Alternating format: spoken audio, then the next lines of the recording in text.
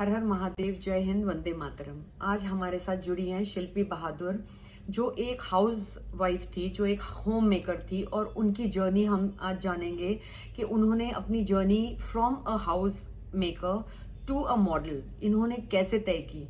और ये दो इनके बच्चे हैं, जो एक 14 इयर्स का है और एक 12 इयर्स का है। फिर भी देखिए कितनी प्यारी लग रही हैं। एंड आई वुड वांट कि हर इंसान इनसे इंस्पायर ले, स्पेशली महिलाएं जो ये समझती हैं कि हमारी जिंदगी बच्चे होने के बाद खत्म हो गई है। तो इनसे हम ये बहुत ही एक ऐसे जगह से आई है, गोरखपुर से, और इन्होंने अपना सफर कैसे तय किया ये हमें सब बताएंगी। तो अब आप मिलिए शिल्पी जी से, और मैं इनसे निवेदन करूंगी कि ये बताइए कि आप कहाँ पर पैदा हुई और आपका कैसे बचपन था। गोरखपुर से हूँ मैं मैम। और बचपन बहुत ही कंफर्टेबल, बहुत ही कोजी था।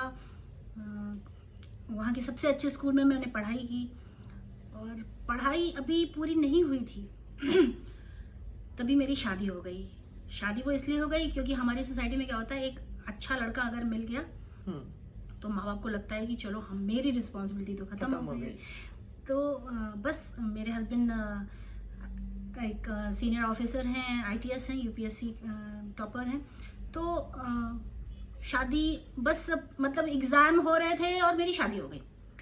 शादी हो गई तो कुछ वैसे तो आइडिया नहीं था, लेकिन हाँ जब मैं अपने घर आई, अपने घर में हस्बैंड के साथ आई, तो मेरी दुनिया बदल गई। मतलब मैं एक लड़की से मैम हो गई।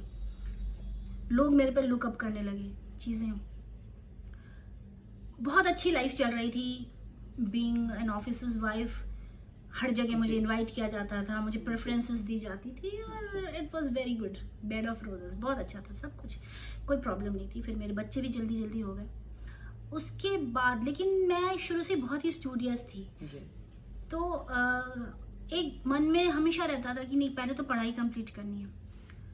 तो मैंने बीएससी कंप्लीट करी, एमएससी किया, फिर आफ्टर मैरिज हाँ एमएससी किया, फिर एमबीए किया, और भी कंप्यूटर के कोर्सेज किए, ये सोच के कि एक था कि कुछ तो करूँगी। अच्छा, हस्बैंड की चूँकि जॉब होती है ट्रांसफरेबल, तो एक जगह रुकना भी नहीं होता था, लेकिन एटलीस्ट पढ़ाई तो पूरी की। फिर पढ़ाई पूरी करने के बाद मेरी जॉब लग गई है, उसमें एक डिग्री कॉलेज में लग गई। तो बच्चा, मेरा बेटा 2 साल का था, तो मेरे हस्बैंड ने कहा कि देख लो, अगर हो सके तो करो, नहीं तो बहुत छोटा है। स्टाफ था मेरे पास, लोग थे संभालने के लिए। ये मेरे मैरिज का सबसे प्लस पॉइंट था कि मेरे हमेशा लोग थे मेरे पास। लेकिन एक लड़की, चाइल्डिश ईगो आ गया कि चल नहीं कोई नहीं, मैं नहीं जाऊंगी। अगर इनको ऐसा लग रहा है, इनकी परमिशन नहीं है, तो मैं नहीं जाऊंगी, और मैंने छोड़ दी। लेकिन वो मैंने जो डिसीजन लिया, मुझे लगा कि मतलब कुछ दिनों बाद मुझे लगा यार अब फिर वही रूटीन, रोज सुबह उठना, जाना, जिम जाना, ये करना, वो करना, क्लबिंग करनी, ऐसे। फिर बच्चे बड़े हो रहे, तो हस्बैंड से मैंने बोला मैं जॉब करना चाहती हूँ। टीचिंग जॉब तो नहीं हो पाएगी, चलो मैं कहीं किसी कंपनी में, तब नई कंपनीज भी बहुत सारी आ रही थी, तो मैंने कहा कंपनीज में।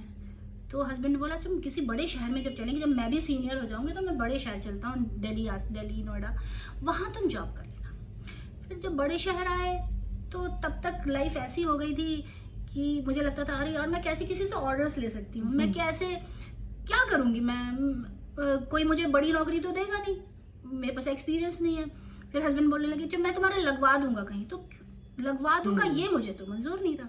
और मैं कहीं फाइल लेके जाऊं, अब वो भी मुझे मंजूर नहीं था। तो कोई नहीं, ऐसे चल रहा था, लाइफ चल रही थी। फिर मुझे लग रहा था कि, लेकिन हाँ मैंने एक चीज, मैं ये सभी लेडीज को बोलती हूँ, मैंने हमेशा अपने ऊपर, अपनी पर्सनैलिटी पे हमेशा ध्यान दिया, हमेशा अपने को वेल ग्रूम्ड रखा, फिजिकली फिट रखा, हेल्दी रखा।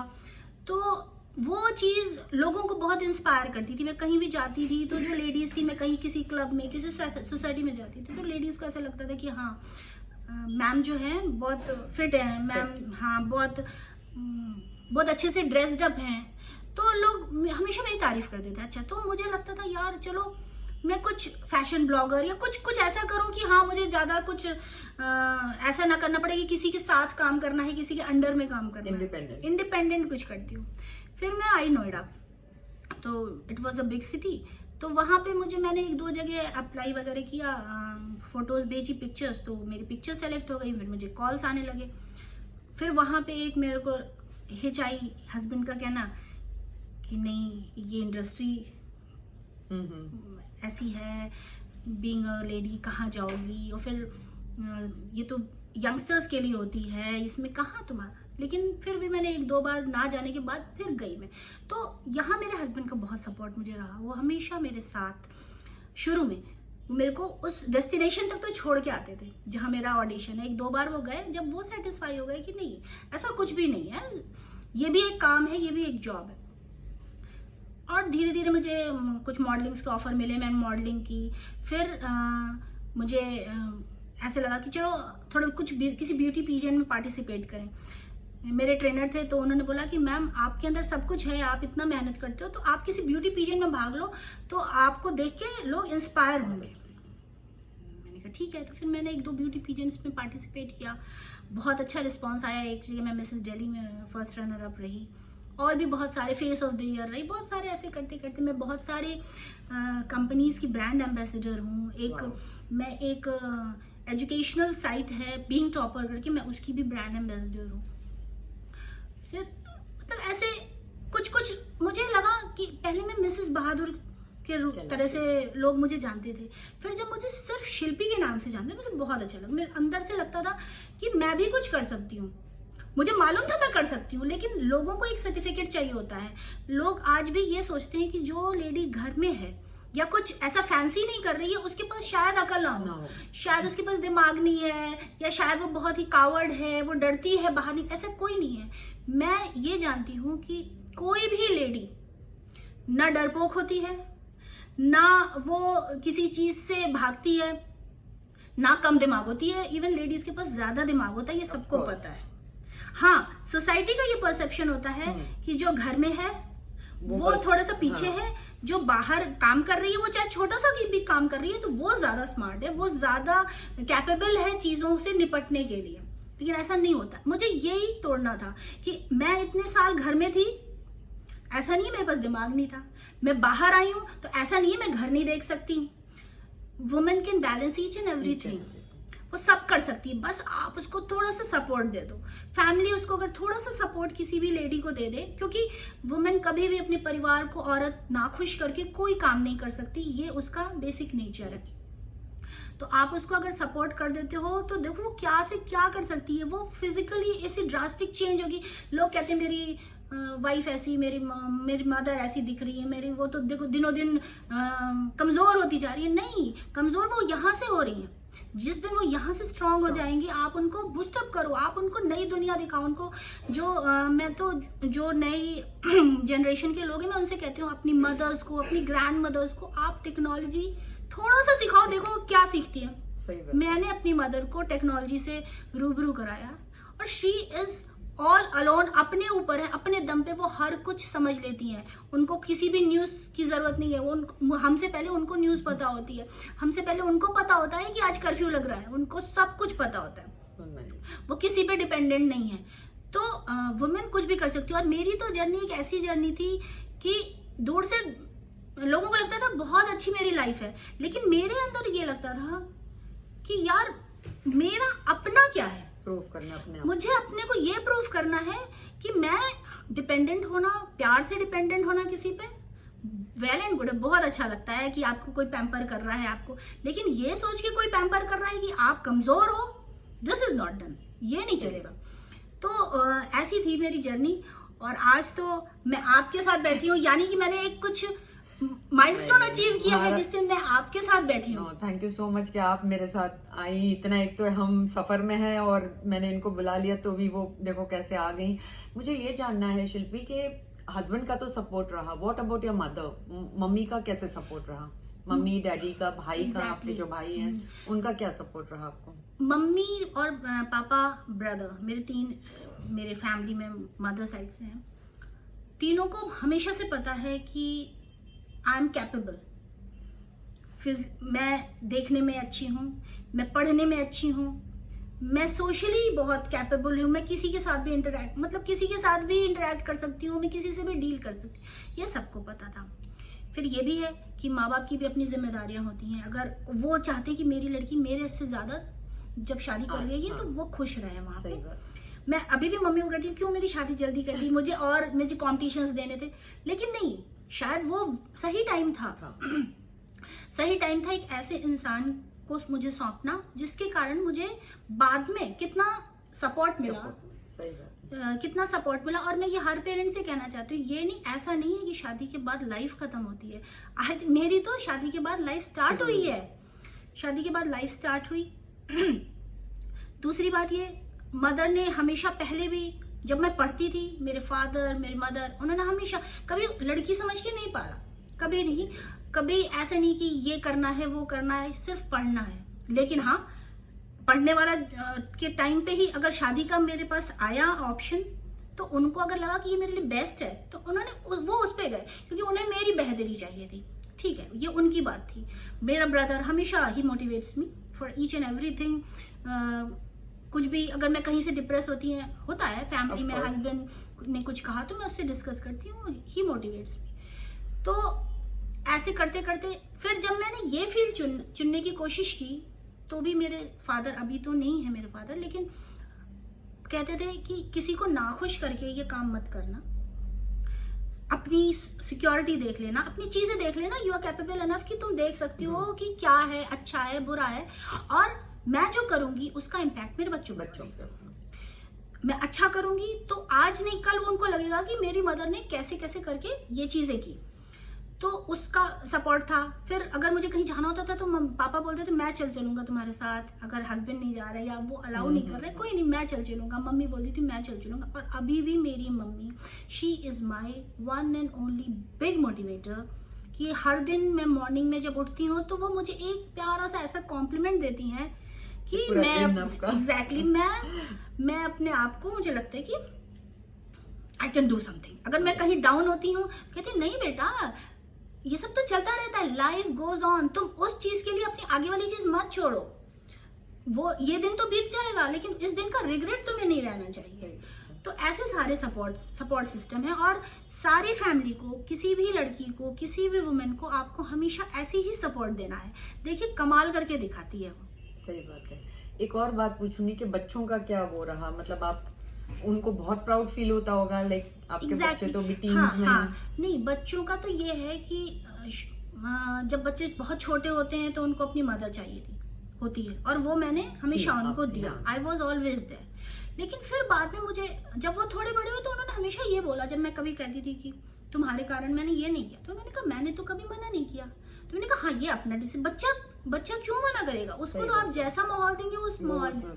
लेकिन अब दे सपोर्ट मी, उनको लगता है अच्छा आज आपको जाना है, कोई नहीं आप जाओ, हम लोग देख लेंगे, हम लोग कर लेंगे। तो उनको भी वो कहीं मेरी एक पिक्चर देखते हैं कहीं छपी है तो उनको अच्छा लगता है, वो हाँ, वो उनको खुशी होती है, उनको अच्छा लगता है कि अरे ये मम्मा को मम्मा जैसे देखा है, वो मम्मा ये भी कर रही है, वो मम्मा रैंप पे भी चल रही है, तो वैलेंटली वो ऐसे भी कर रही है, वो लोगों से, जैसे मैं आपसे बात कर रही हूँ, ये जब बच्चे देखेंगे तो उनको अच्छा लगेगा। सही बात है कि अरे मम्मा से तो हम लोग इतना वो करते हैं, ये तो मेरी माँ है, मम्मी है। हाँ। लेकिन और दूसरी बात ये भी है कि आपको देख के वो लाइफ में ये सीख भी रहे हैं कि वुमेन को कैसे रिस्पेक्ट और कैसे उनको फ्रीडम देना चाहिए। ये मैं इस पे ये बताना चाहूंगी कि जब वो मुझे देखते हैं तो आगे चल के उनकी मैरिजेस होंगी, और मैं उनको ये हमेशा सिखाती हूँ कि आप एक बार फ्री करके तो देखो। बांध के देखोगे तो वो कस के वो उसमें से निकल जाएगा, फ्री करके देखो वो खुद आपके पास आएगी। कोई भी है आपकी, आज की जनरेशन तो और भी ज्यादा मॉडर्न है, और भी ज्यादा ओपन है शायद लेकिन ऐसा नहीं है, ह्यूमन बीइंग तो है, दिल तो उनके पास भी है, सबके पास दिल है। तो बच्चों को ऐसे लगता है कि जैसे कभी बच्चों को ऐसे लगता था कि अरे मम्मा तो इतनी लेट में आ रही हैं और आप तो कुछ बोल नहीं रहे पापा जी, तो बोलते तो क्या हो गया, वो लेट पे आ रही है, उनका काम है, वो फोन पे कनेक्टेड है, मुझे पता है। तो अब बच्चों को ये लगता है, जैसे गर्ल्स का है तो उनके स्कूल में या कॉलेज में जो गर्ल्स है तो उनको लगता है कि क्या हो गया, उनको जाना चाहिए, उनको ये काम करना चाहिए। हाँ, और उनको मेरे बच्चों को ऐसा लगता है कि हर जो लड़की है, जो भी औरत है, उसको अपना भी कुछ बना के रखना चाहिए, उसको अपनी भी सेल्फ रिस्पेक्ट है, उसको एक बार रिस्पेक्ट देके तो देखो, उसको एक बार पुश करके तो देखो कि नहीं, अगर तुम उदास हो तो तुम तुम कर सकती हो। तो मैं मैं देख रही हूँ कि मेरे किड्स में भी ये चीजें आ रही हैं कि हाँ, लड़कियों को लड़कियां कर सकती हैं। उनको जैसे मैं आपको ये बताऊं, जैसे मेरा जो एल्डर सन है, उसको हमेशा लगता है, जैसे हम ये सब बातें करते हैं मेंस्ट्रुएशन की या अब वो भी चीजें समझ रहे हैं, तो क्यों छुपाते हैं, ये तो नेचुरल चीजें हैं, वो हमारे हाथ हाँ में थोड़ी है। ये तो नेचुरल चीजें हैं। ये तो सोचो कितनी बड़ी चीज है कि हम पूरे यूनिवर्स को इससे बना रहे हैं। तो आप ये चीजें, ये हम डिस्कस करते हैं, वेरी गुड। तो ये बातें होती हैं। तो और यही हमें आज के समाज में बहुत चेंज आया है, लेकिन फिर भी जो हमारे मैं जैसे जहाँ से आई हूँ या जो हमारे ईस्टर्न साइड के लोग हैं, उनमें यही अभी भी बहुत सारी चीजें इतनी टैबू हैं। जैसे मैं ग्लैमर वर्ल्ड में आ गई, तो ऐसा नहीं है, कहाँ पे शोषण नहीं है, कहाँ पे प्रॉब्लम नहीं है, हर जगह है, घर में शोषण है। सही बात है। लेकिन आप अपनी लड़कियों को ऐसा बनाओ कि वो उसको डील कर सके, स्ट्रांगली डील कर सके।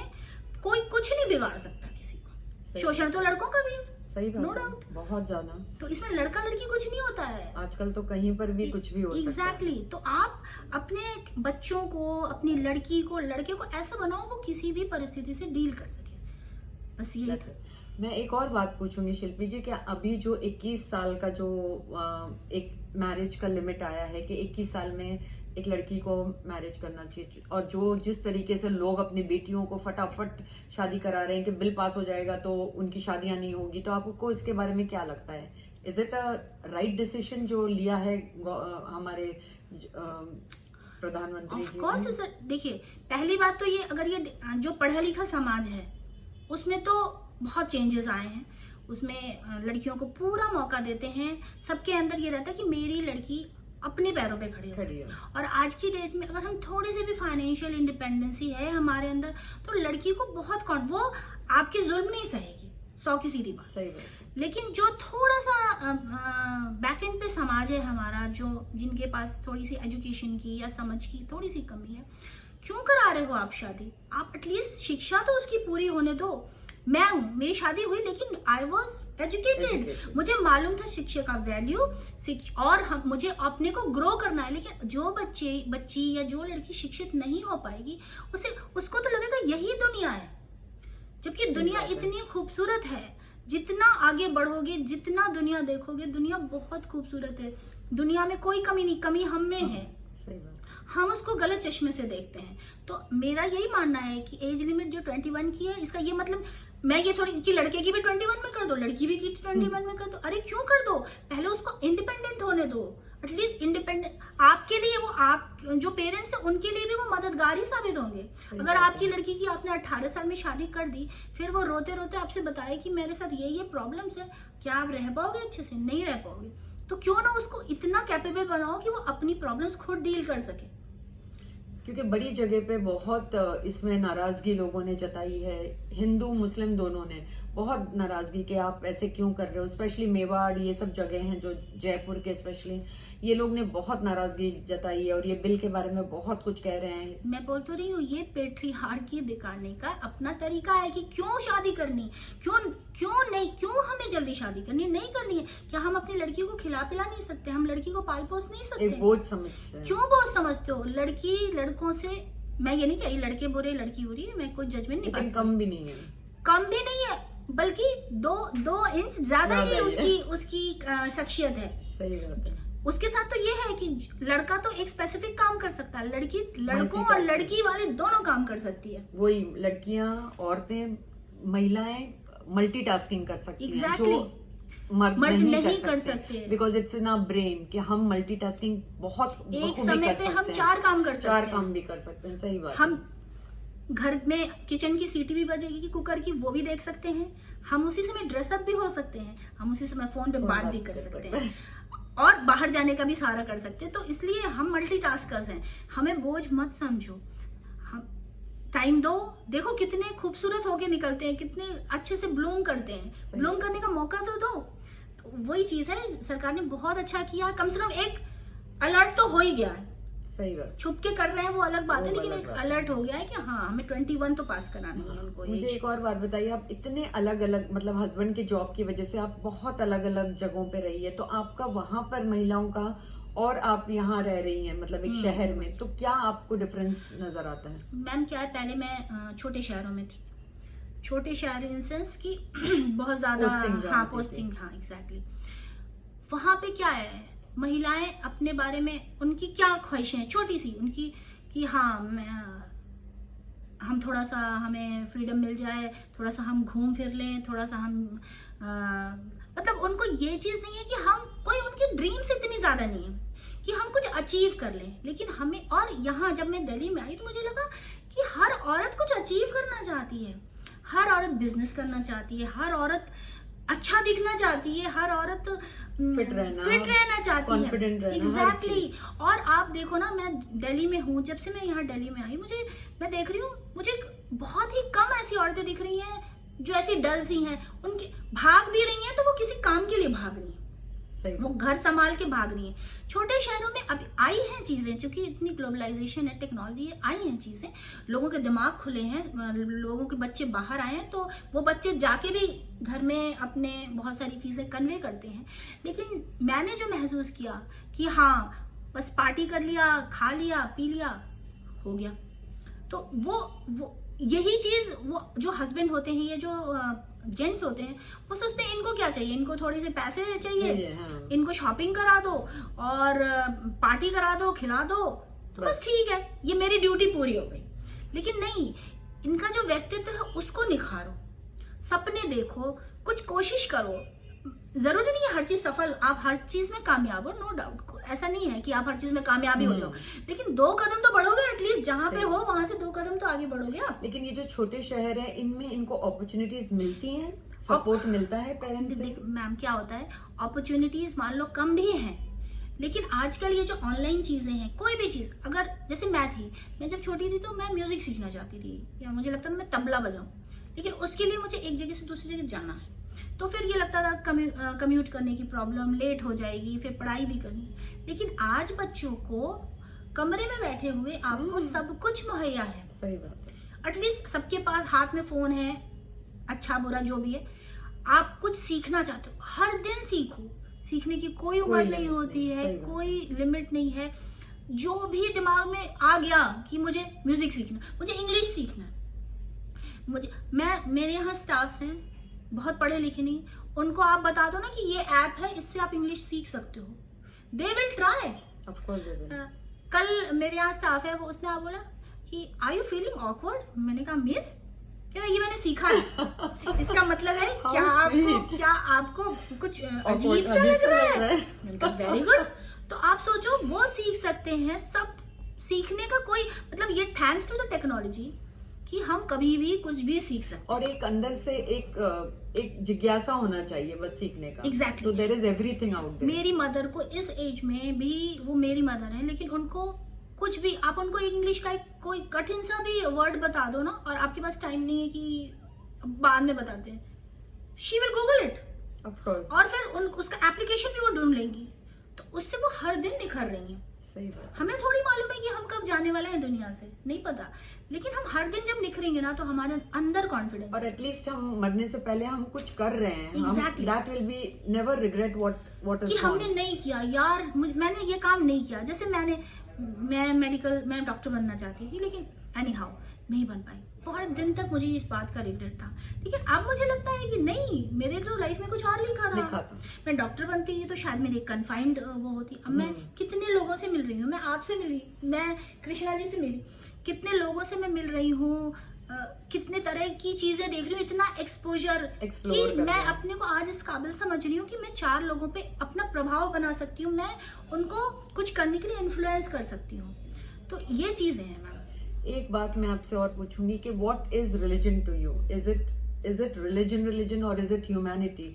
What is religion to you? और आप कितने रिलीजियस हो इन अ वे कि आप कितनी पूजा पाठ करते हो, और आपको रिलीजन किस चीज में नजर आता है? मैं बता रही हूँ मैम, मेरा पॉइंट ऑफ व्यू है, मेरे लिए पता नहीं सही है या गलत, मेरे लिए humanity is the 4th most religion. वो अगर आप एक अच्छे इंसान हो, कोई घंटी बजा रहा है, कोई अजान पढ़ रहा है, उससे कोई फर्क नहीं पड़ता मैं क्या खा रही हूँ, क्या पी रही हूँ, क्या आपको फर्क पड़ता है कि मैं क्या खा रही हूँ? मैं सैलेड खा रही हूँ, मैं कार्ब्स खा रही हूँ, इससे आपको कोई फर्क नहीं पड़ना चाहिए। उसी तरह मैं किस चीज को फॉलो कर रही हूँ इससे किसी को कुछ भी फर्क नहीं पड़ना चाहिए। फर्क इस बात का पड़ना चाहिए कि क्या बीइंग अ ह्यूमन बीइंग हम एक दूसरे के लिए कैसे खड़े हैं इस दुनिया में, क्योंकि ये दुनिया ही इंसानों के ही बूते पे है, हम इंसान नहीं तो ये दुनिया नहीं। तो humanity is the biggest religion for me. बाकी जो भी धर्म है, आस्था है, वो सबकी अपनी चॉइस है। वो आप कुछ भी करो, आप यू आर फ्री, ये फ्री वर्ल्ड है, हम कुछ भी कर सकते हैं। लेकिन बस ये सोचना चाहिए कि हमें उस धर्म की आड़ में किसी के इमोशंस को, किसी के सेंटिमेंट्स को हर्ट नहीं करेंगे।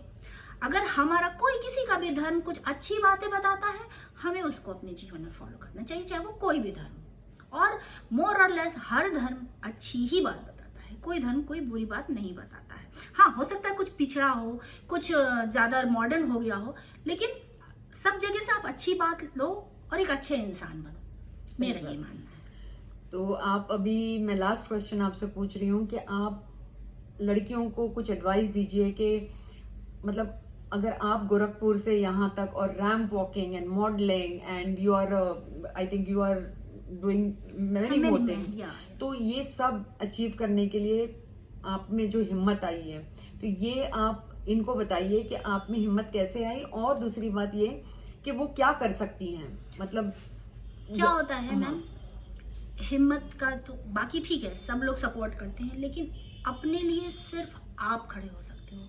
आपके लिए आपके पैर हैं, आप ही उस पर खड़े होगे। सुबह उठो और उठने के बाद जब मिरर में खुद को देखो तो ये सोचो कि आज मैं कल से बेहतर बनूंगी, नंबर 1। चाहे वो किसी भी चीज में हो, चाहे वो आपके बोलने के तरीके में हो, चाहे आपके बैठने के तरीके में हो, मैं कल से बेहतर बनूंगी, नंबर 1। नंबर 2, अपना सेल्फ कॉन्फिडेंस कभी मत लूज करो। सबके अंदर, हर इंसान के अंदर कमियां होती ही होती हैं। ये नहीं सोचो कि मेरे अंदर तो ये चीज, ये कमी है, मैं ये नहीं कर सकती। You can do wonders. बस यहाँ पे रोज सुबह अपने इसको ट्यून करो। इसको ट्यून करोगे, आपको कोई दर्द होता है, अगर यहाँ से सोचो कि ये दर्द नहीं हो रहा तो ये दर्द नहीं होगा। अपने अंदर रोज सुबह अपने को, अपनी पीठों को कहो कि आई कैन डू, जो भी टास्क है वो मैं करूंगी, हर दिन कल से बेहतर बनूंगी, कॉन्फिडेंस लाऊंगी, और जो भी अपने सपने हैं उसकी एक टू डू लिस्ट बनाओ कि इसके हिसाब से मुझे अपने को ऐसे चेंज करना है, ऐसे ग्रूम करना है, पढ़ाई करनी है तो ऐसे करनी है, पूरी एक रोड मैप बनाओ। और कॉन्फिडेंस आपके, और जब आप कॉन्फिडेंट होगा ना तो सामने वाला खुद आपको कॉन्फिडेंस भी देगा, मोटिवेट भी करेगा और कहेगा मैं आपसे इंस्पायर्ड हूँ, लाइक मी। मैं एक और क्वेश्चन पूछूंगी, हालांकि मैंने लास्ट में कहा कि ये लास्ट क्वेश्चन है, लेकिन एक क्वेश्चन बहुत ही गंभीर है। तो मैं ये पूछना चाहती हूँ कि जो लड़कियां रेप होती हैं, जिनका रेप होता है, दुर्भाग्य से जो रेप होती हैं और ये सुसाइडल हो जाती हैं, ये लड़ नहीं पाती हैं, ये बहुत कमज़ोर और बहुत ही मानसिक इससे जाती हैं, तो आप इनको क्या कहेंगी? मतलब मैं सोचती हूँ कि ये लड़ इसलिए नहीं पाती कि इनको सपोर्ट नहीं होता है अपने पेरेंट्स का। तो मुझे ऐसा, क्योंकि आप इतनी जगह घूमी हैं तो आपको ज़्यादा पर्सपेक्टिव है हर जगह का, तो हम तो इतने सेक्लूडेड रहते हैं, हमको पता है हमको कैसे अपने आप को संभालना है, लेकिन इन लड़कियों का क्या, जो इतनी सुसाइडल हो जाती हैं कि ये जाके अपना FIR भी कराने में डरती हैं, और इनसे जो रवैया लोग रखते हैं, लेकिन वो कि जैसे उसने गुनाह किया है, जैसे वो गिल्टी है, तो इसके लिए आप क्या कहेंगी? बिकॉज ये एक गंभीर सवाल है और मुझे पूछना ही था आपसे ये। मैम, इसमें 2 बातें हैं। पहली बात तो मैं ये कहना चाहूंगी कि rape is the heinous act. ये तो बहुत ही हीनियस एक्ट है, बहुत ही ज्यादा, मतलब इसके बारे में जितनी इसकी निंदा करें वो कम है। चलो एक इसको अलग रखते हैं। दूसरी बात ये, अगर किसी का अनफॉर्चुनेटली ऐसा किसी के साथ हो भी गया तो यार, दिस इज योर बॉडी, आपकी बॉडी है, आप उसको रिस्पेक्ट करो। ठीक है, कोई आपको हर्ट करके चला गया, इसका ये मतलब नहीं है कि आपकी लाइफ खत्म हो गई। यार ये हमारे समाज ने बना के रखा है कि ये चीज गई तो सब कुछ चला गया। ऐसा नहीं होता है। क्या जिसने रेप किया उसकी वर्जिनिटी, उसकी इज्जत कुछ भी नहीं है। जो जेंट्स है, जो मर्द है, उसकी कोई इज्जत नहीं है, उसकी भी तो इज्जत है, लेकिन उसके लिए समाज ने तो कुछ नहीं बोला। सही बात है। समाज ने हमें महिलाओं को एक कदम पीछे रखने के लिए इतने सारे रिस्ट्रिक्शंस, इतने सारे आपके चक्रव्यूह बना दिया कि महिलाएं आज भी घूम रही हैं। अरे यार, आपका बॉडी है, ठीक है, उसको हर्ट हो गया, ठीक है, मैं मानती हूँ आपके दिल में आपको तकलीफ होगी, आप इमोशनली हर्ट, लेकिन इसका ये मतलब नहीं कि आपकी लाइफ खत्म हो गई है। आपकी उंगली में चोट लग गई या आपकी एक उंगली काट दी गई तो इसका ये मतलब तो नहीं है कि आपका हाथ ही बेकार हो गया। इसको यूज करो ना और मजबूत बन के निकलो। और जो भी सजा दिलानी है, जो भी दिल में आता है कि नहीं, इसमें एक शर्म की क्या बात है, आपने ऐसा कुछ नहीं किया है, आप जाओ, आप जो भी लीगल हेल्प लेना है, पुलिस की हेल्प लेना, यू गो। और अब आज की डेट में सरकार और सिस्टम इतना अच्छा हो चुका है कि पहली बात तो ये है कि बहुत सारी चीजें तो ऐसी हैं कि आपको जाने की भी जरूरत नहीं है, चीजें ऑनलाइन हो जाती हैं। लेकिन अगर आप जाते भी हो, they take care of yours. लोग मतलब सिस्टम और गवर्नमेंट इतना अच्छा काम कर रही है कि वो आपको, और महिलाओं के लिए ऐसा नहीं है, महिलाएं उस सहूलियत को समझ ही नहीं रही है कि हमें क्या क्या सुविधाएं मिल रही हैं। हो सकता है कि उनको ये बताने का तरीका लोगों ने, मतलब लोग उसका प्रचार प्रसार नहीं कर पा रहे हैं, लेकिन मैं बता रही हूँ कि इतनी चीजें इजी हो चुकी हैं। आप जाओ, आप कंप्लेन लिखाओ, आपके दिल में जो भी हो वो लिखवाओ उसको, लेकिन शर्मिंदगी के साथ नहीं। सही बात। आप ये सोचो कि मैं इतनी कॉन्फिडेंट हूँ कि मेरे बॉडी को किसी ने हर्ट किया है तो मैं उसको जरूर उसको सजा दिलाऊंगी और मैं इससे उबर के रहूंगी। ये मेरी गलती नहीं है, मैंने ऐसा कुछ नहीं किया है। तो ये मैं कहना चाहती हूँ लड़कियों से कि पहली बात तो खुद को कॉन्फिडेंट बनाओ, खुद को ऐसे करो कि किसी की हिम्मत ही ना पड़े आपकी तरफ बढ़ने की, नंबर 1। और खुदा ना खास्ता अगर कोई आगे बढ़ भी गया और ऐसे आपके साथ बुरा हो भी गया तो this is not the end of the life. ये जिंदगी अंत नहीं है, ये ठीक है, मूव ऑन, ठीक है, खत्म हो गया। आप उसको अपने दिमाग में लेके अपनी जिंदगी को आप पीछे ले जाओगे। अगर 10 कदम पीछे ले जाओगे तो आगे कब बढ़ोगे? लाइफ तो आगे रोज बढ़ रही है, आप तो खत्म हो जाओगे।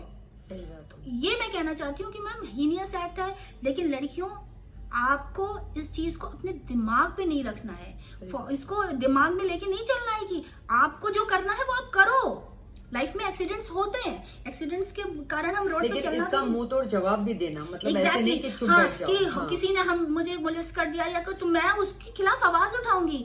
ऐसे नहीं है कि मैं उसको जाने दूंगी कि लोग क्या कहेंगे या मम्मी पापा क्या कहेंगे, मैं कैसे बताऊं। क्यों नहीं बताओगे? आपकी गलती नहीं है यार, सही बात है, ये आपकी गलती है ही नहीं, तो आप क्यों नहीं बताओगे? आप जो गलती कर रहे हो उसके लिए आप जिम्मेदार हो, उसके लिए आप गिल्टी फील करो, शर्मिंदा फील करो, बिल्कुल करो। लेकिन जो गलती आपने नहीं की है उसके लिए आप क्यों गिल्टी फील कर रहे हो? सही बात है। मुझे एक बात बताइए कि आप गाती भी हैं, क्योंकि आपकी आवाज इतनी मीठी है। मैं आप गाती हो? मैं प्रोफेशनल तो नहीं हूँ, लेकिन थोड़ा सा गा लो, बिकॉज आपकी आवाज बहुत ही अच्छी है। हमारी आवाज देखो कैसी है। नहीं, आप इतनी प्यारी आवाज है, तो कुछ गा के सुना दीजिए, क्योंकि मुझे कब से है कि हाँ आप गाती तो नहीं, आप प्रोफेशनल सिंगर नहीं हो, या आपने तालीम भी नहीं ली है तालीम? नहीं। वही तो मैंने भी कहा कि मुझे बड़ा शौक था। अच्छा, तो आप थोड़ा सा कुछ गुनगुनाइए, बिकॉज आपकी आवाज बहुत मुझे अच्छी लगी है। आपसे मिलके मुझे जो लगा मैं वो हम तो तेरे आशिक हैं सदियों पुराने, हम तो तेरे आशिक हैं सदियों पुराने, चाहे तू माने चाहे ना माने। She is a doll. आपको नहीं लगता ये एकदम डॉल जैसी है? बहुत मुझे अच्छा लगा इनसे मिलके। और आई एम नॉट स्ट्रीमिंग, मैं इनको सामने इनसे इंटरव्यू ले रही हूँ, जो मेरे लिए फर्स्ट टाइम है कि मैंने किसी को बुलाया अपने सामने और इंटरव्यू लेने। तो हमेशा स्ट्रीम पे हम लोग ये सब करते हैं। तो आई एम सो ऑनर्ड कि इतनी, मतलब ये इनसे बहुत इंस्पिरेशन लिया जाता है, बहुत ज्यादा ले सकते हैं आप इंस्पिरेशन, स्पेशली महिलाएं और स्पेशली मेन भी, कि देखो कैसे औरत को उभारा जा सकता है, कैसे उसको प्रोटेक्ट करके भी उसको सपोर्ट किया जा सकता है। सो इनको मिलके आप सबको भी बहुत अच्छा लगा होगा। प्लीज इनके ये वीडियो को लाइक, सब्सक्राइब और शेयर कीजिए। और इनका बहुत धन्यवाद शिल्पी, बहुत धन्यवाद कि आपने इतना टाइम दिया। Thank you so much, thanks a lot. हर हर महादेव, जय हिंद, वंदे मातरम।